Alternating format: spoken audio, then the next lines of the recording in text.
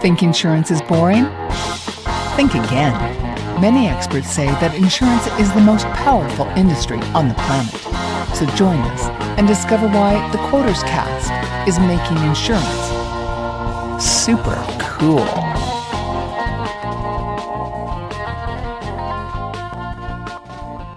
Welcome to the Quoters Cast. My guest today is a nationally recognized certified financial planner with a master's in science in financial services from the American College.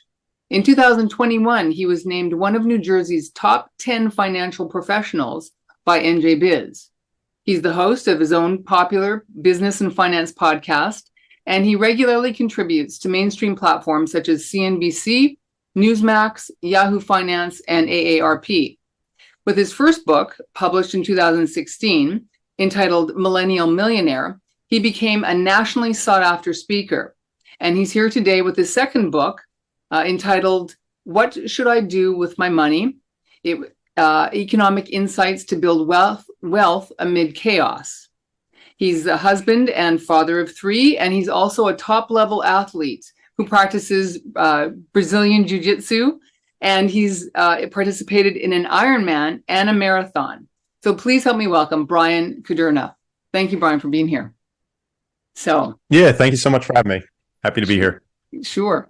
So let's jump in with your second book, because I think you've got a really interesting concept. You seem to stress that it's the overall, group concept, how people live, how they work, how they play, that determines corporations and nations and how they make money and how they lose money.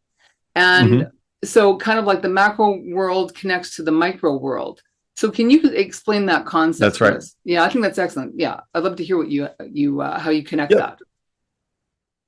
Yeah, so a couple things. I mean, the way that I view wealth and I define it in the book, which really kind of kicks off the entire conversation, is less from just a standpoint of pure money and the monetary decisions and consequences, and more from kind of this holistic approach of well-being. And so that's where I look at wealth. If you look at the etymology of the word, comes the word wheel, W-E-A-L, which actually means well-being. And so that's where we get a lot of kind of this holistic approach to, making decisions that are not just purely mathematical. And then when you look at like the micro and macro economies, so many people feel like they're stuck in this gigantic system that they don't know how we got here. And that it's like, where does their vote, their decision, their investment, how did it all do it all? But really 8 billion people here, we all feed up to what make up these economies, and micro economies become macro economies. So that's where I really connect those dots throughout the book so that people really understand what their decision making, does for them. Okay. All right. So on that point, I want to quote you as saying, you must understand that money, your money, rests at the heart of every major issue in the world.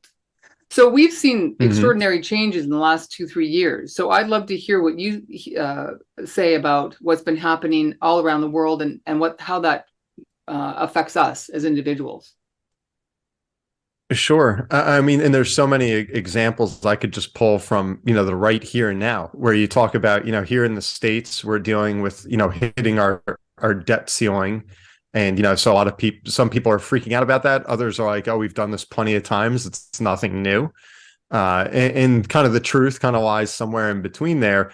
But, why are we hitting our debt ceiling? Well, it's all these different entitlements, that we're trying to keep solvent. It's your Social Security payment that you want to retire with. It's your Medicaid that you're depending on, can you pay your doctor bills with? It's the defense that we're trying to keep up with China and protect our country. So there's all these things that are unique to like us as individuals that we want to have these different safety nets or these different protections, fixed macro economy. Even if you just look at recent banking turmoil over the past couple of months, again, it's individuals' decisions of we're digesting some data, we're creating an interpretation of that data. Is the bank going to stay solvent? We're spreading this kind of minor rumor that can grow into something much more. And then one of us is acting on that, saying, okay, with the click of a button, I'm going to withdraw my account. And then that one becomes many. And then all of a sudden we have an evolution of what's going on to our bank system. So there's just so many of these, little whispers that they start out at that create, the regulation and the systems that we live within. And then that ultimately dictates, the kind of breadth of our economy. So I think that's where we can start small and kind of find our way all the way up to the top of the mountain, or we can start at the top of the mountain and work our way all the way back to life that with whatever I'm investing in, whatever I'm voting for, and the like. And, that's where I think it's really cool to see how all these little microeconomies fit together. Okay. So now you have, you created Kuderna Financial. And so when people come to your company, how do you sort of integrate them? Number one, how do they find you? And number two, what's sort of the intake process based on that philosophy? Yep. Yes. Firm is financial team. I've been a practicing advisor since 2008. So people can go right to kudernafinancial.com, find out my more day-to-day job. Where do they come from? A lot of my clients at this stage come from word of mouth. Where I initially generated a lot of my business was through doing seminar marketing. So that was a lot of, going out to, hospital associate, doing financial literacy workshops, insurance planning, retirement planning, et cetera. And then, where the book has just created a lot of buzz from a PR standpoint, but it's also practical in the sense that clients can read that and figure out, from an economic standpoint, how things work. Like, why do we even have these products and how did they get to be that way? So that when we prescribe a financial plan and they ask themselves, is this the right move? Should I do X, Y, and Z? Now they can understand the rationale behind it, take a macro standpoint, and then funnel it down to their own. And I think of that, what we want is getting the conviction to say, okay, now I get it. Now I get why I'm going to stick to the plan just like I would my workout regimen or my diet, and then I can benefit from the results. All right. So I want to see what that looks like, because there's a lot of financial planners who cannot do that, or they don't do that very well. And it sounds to me like you've got this on lockdown. So really take us through, like, if I was coming to you right now, how would you start? What are the questions you would ask? And what's your goal and your end to help me? Sure. Yeah. So in short, and I do have a process to that. And I always say you got to have a process. That's what kind of takes the guesswork out.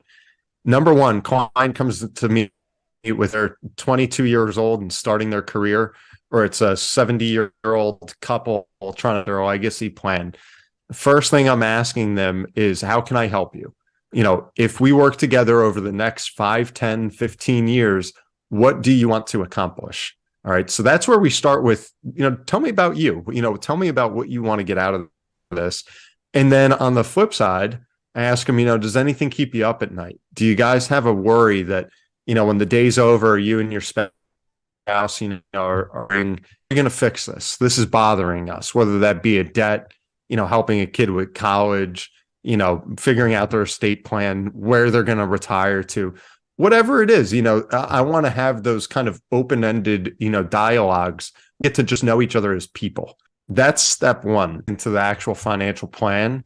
In short, going over all the gaps, the exposures, the insurances, and the like. Then it's focusing on liquidity. Then step 3 is managing any debts, particularly some of the toxic or the high interest debts. And then the fourth one, once we have, again, protection, liquidity, and debt in good order, then we get into the growth component, which is much more of the investment, portfolio management. Now, you must be licensed from insurance to being a registered rep and your Series 6 and 7, all that. So you can encompass all of it. So from growth to protection. Can we drill down a little bit more on the actual products that you offer, and what are some of your favorites that you often suggest for people?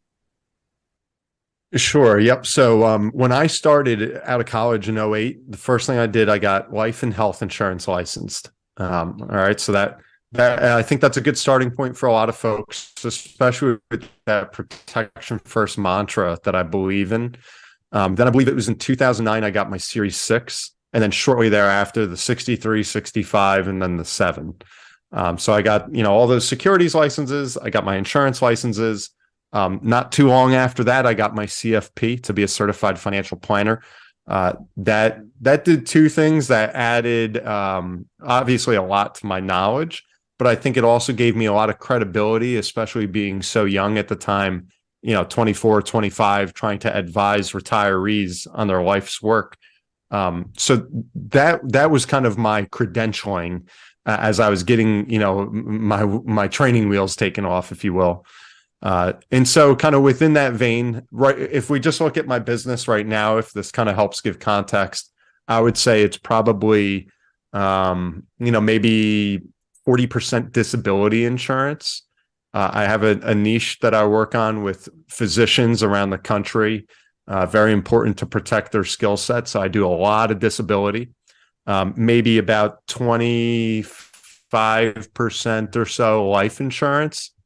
And then the remaining 30 to 40% any given year is wealth management practice, which is a combination of everything, money under management, passively managed mutual fund accounts, and then of course annuities. And so that's kind of my product mix, if that helps. Right. Yes, it does. So did you work at some large corporations first to get experience before you opened your own company? Yeah, it's a great question. So I began my career with an internship. The firm was called International Planning Alliance. And so they were a non-captive agency that, could offer insurance products and such, but then also, aligned with a broker dealer. And then, so I still affiliated with that parent company of sorts, with that umbrella agency. And then it was, I want to say in 2013, spun off or doing business as Kuderna financial team. So from the get-go, I was making my own book of business, my own practice, starting right out of college. And then from a branding standpoint, wanting to kind of have some more own, that's when I created Kuderna financial team. And it was kind of grew that out past 10 now. All right, that's great. So have you had an opportunity to travel a lot and actually see other economies and societies and how money is circulating over in other countries? Yeah, so and that's a great question, because I think for a lot of folks, the majority of people out there, it's kind of we're just seeing what we see on the news, and we're trying to read the best journals we can and kind of take this just from a kind of like a almost arm's length away, and then make decisions based on that, which is fine. That's the way it is for most people. One advantage I had, and I did carry this with me throughout, my career and my life, was when I was a senior at the College of New Jersey, I had the chance to study abroad at the University of Economics in Prague. And so not only did I learn a lot there at the school, but more importantly, I was at a school, with students from all over the globe, all the countries in Europe, from America, all different states in America, from Asia, from Africa. And here with all these kids, 21, 22 years old, and you're doing the same things, you have the same wishes, the same dreams, and you're just living, a world away. And so it's just such a great opportunity. And, you see kind of what makes tick. And at the end of the day, we're all the same, but we're all a little bit different too. And so it's just really such a rewarding experience to then kind of take with me throughout life. Yeah, that's great. I love that. So you also mentioned, how does the acronym MICE, which means meetings, incentives, conferences, and exhibitions, can you explain that and sort of incorporate that into your philosophy? How does that work? Yeah, so it's laughing because and I guess as an acronym I've never heard, because I have, if we're referencing, and that was really good, that's probably very applicable to what I do. But so the mice that I use as kind of like a frame of reference for my entire book. When I was in college, wasn't really sure what I wanted to do yet. I read a book on the CIA, the Central Intelligence. And it was a really cool book. I'm drawing a blank on the name, but what they did is they talked about how they train their spies so that when they're moles, when they're behind enemy lines, how do they embed themselves with the enemy and get those deepest, darkest secrets out of them? And one of the things that they were taught was to use mice. And what that meant was money, ideology, compromise, and ego. So a little bit of a different definition, but what that has that guides their decision making. And so now here I am writing this book on, all the different domains of and how people, from, mom and dad at the kitchen table up to leaders of nations negotiating, what are their motives and how do they make decisions? And you think of it, the mice, the money, the ideology, the compromise, and the ego play into all of that. And so that's where with each of these kind of massive issues, environment, title, education, and we stuck taking into context mice. Okay, so that sounds like that's your personal acronym, and that you took from that book. But the CIA, how do I put this? It's interesting that you built that from a book on the CIA, because I do think that the CIA is part of the dark underbelly that kind of stir things up in the society. I don't want to go down the rabbit hole too much, but certainly this talk about the deep state, they have to have an influence. They just have to in our economy and elsewhere. So I just think it's interesting that you've merged the two. And so what do you think of that? Yeah. And there wasn't any direct correlation. It was just something I remember way back when I read that it stuck with me. It was like, you always wondered, like, how do the best of this that are trying people's heads, what's the tool, what's the mechanism they're using, what's the psychology there? And so that just simple acronym MICE kind of always stuck with me. And so then as I started to write this book and I was doing all of this research of why things are the way that they are, why do we do certainly negotiate with certain countries, why do we come up with certain tax laws, why investments do better than others, always remembered those motives are just inherent to humanity. And so again, not a direct correlation, but that became kind of a part of my thought process. And it just became very apparent, in my research. And so that's, I wouldn't say that the CIA really had anything to do with the book. It was just an acronym that happened to be there that then influenced some of, my outlook. Okay. So do you think the CIA has anything to do with manipulating the economy in any way, shape, or form? They do to my book, but if we just kind of take a step back and can say, that's just one weapon of sorts that our country has at its disposal to gather data on the international community, to gather intelligence, and then make that applicable for things which can be economic or otherwise. Then yes, it has tremendous effect. And that's one of the messages I try and preach in my book, is that whether we like it or not, or whether we recognize it or not, economics finds its way into everything. So every decision that we make, usually it has an economic impetus. Do we want to spend more or less money for dinner tonight? And then there's an economic consequence. So even if we didn't think about that, if it was just an emotional, I want X, Y, or Z, that comes at a cost, whether it be financially or otherwise, because we gave up our time or our toil, to get that. And that's where we talk a lot about, lost opportunity costs, an economic term, that every time we decide to buy something or to do something else, not only did that cost what the sticker price was, but also there was the cost of where else that money could have gone. And so that, just is like a whole nother wormhole of decision making, but that's economics. So how does economics play into your passion for exercise and running marathons and doing the Ironman? Give us how did that influence your career now?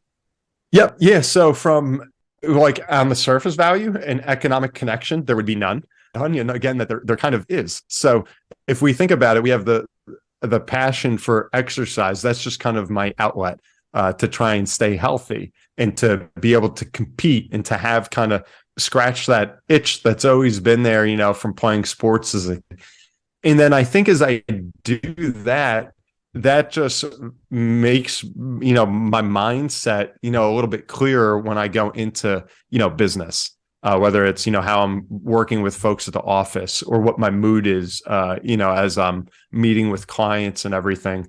So I think, everybody wants to be healthy and wealthy. It's a common saying. And, another one, we spend our lifetime, chasing, wealth at the expense of health. And then we could spend those later years now trying to chase health, that's costing all of our wealth. More, let's try and have both. Let's have our cake and eat it too. And a lot of people can do that just going out for a walk, or after their meeting, doing some push-ups or going to the gym. For me, I've always needed kind of a routine. I've been very goal-oriented. And I think that's where having the marathon there, having the Ironman there, having kind of those marquee events just pushed me all the harder. And it's similar. It's a very similar outlook to what I take with my business, that I have goals I want to accomplish. I have a book that I want to write by X date. And it's really no different than the track I try and take, to physical fitness and sports. Okay, excellent. So what country worries you the most in terms of being able to sort of upset the American economy, or any outside force? What do you see as the biggest threat? Sure. Yeah. So I think, and we talk a lot about that in the book too. There is a chapter on war, which has been here since the beginning of mankind, but it's certainly evolved, and there's economic warfare and there's traditional warfare, which we get into both. Which country? Of course, it's China, without question. If you look at right now on the macro economy, global economy, there's two superpowers. It's the US and China, two biggest economies in the world. We're extremely interconnected. And I think that actually is the silver lining, and that we never want to kind of decouple our economies, or it would be devastating to both of us.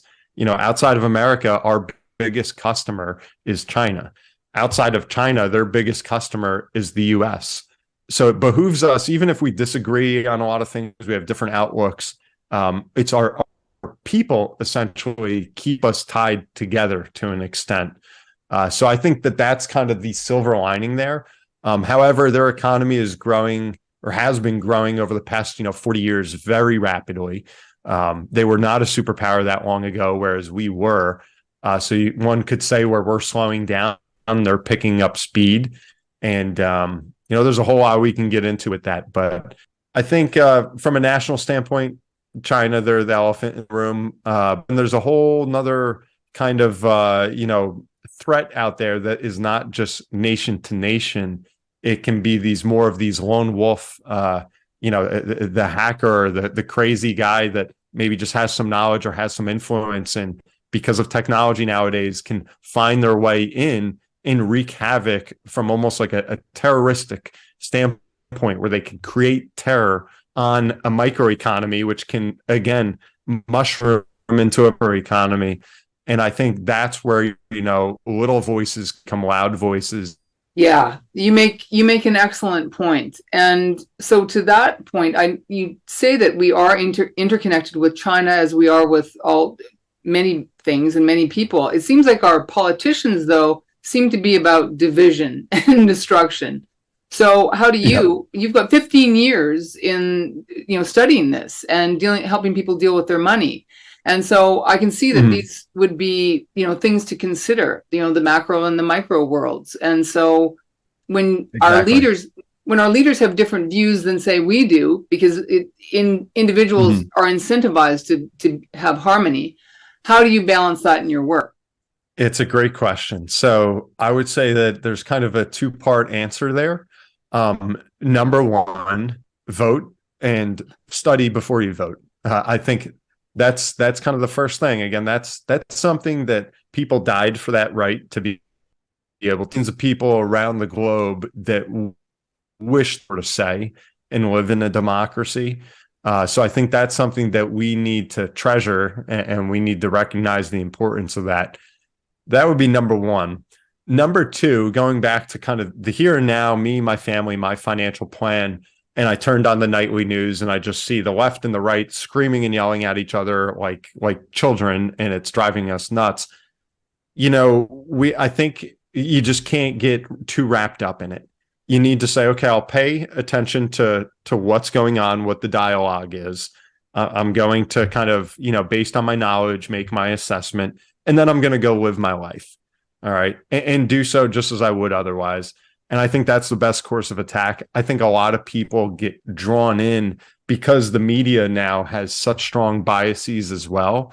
They're showing you probably the worst of the worst, and they're showing it from their vantage point because they want you to think a certain way, or they already have a prescribed audience that they need to satisfy. And so it's like we're not watching the news. It's almost like we're turning on a TV show and we're just watching that show because it's entertaining us, or it's kind of firing us up because we want to get fired up. And those things, there's just no win in that. So I heard turn it off and do something more productive. Yeah, good idea.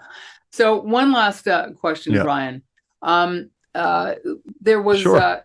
You had sent me a few lists of questions, and I really appreciate that. There was one on there that you said maybe I Sure. should ask you about what your rock bottom was. People like hearing about that, on when I do a lot of these speaking gigs. Kind of everybody thinks there's relatability. And I would say from a professional standpoint, it was really those early years of my career, trying to build my own wealth management practice, my own insurance practice, where, being independent, you're essentially commission based. It's eat what you kill.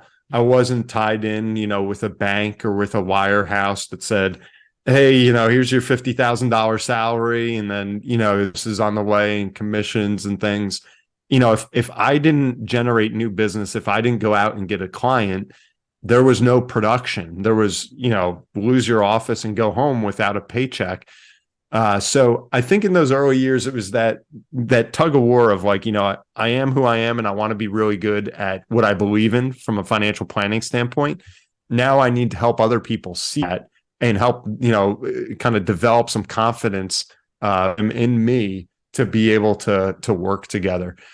So in those early years, I mean, there were times, I think it was my second year in the business. So mind you, I'm only, 23 years old at this point.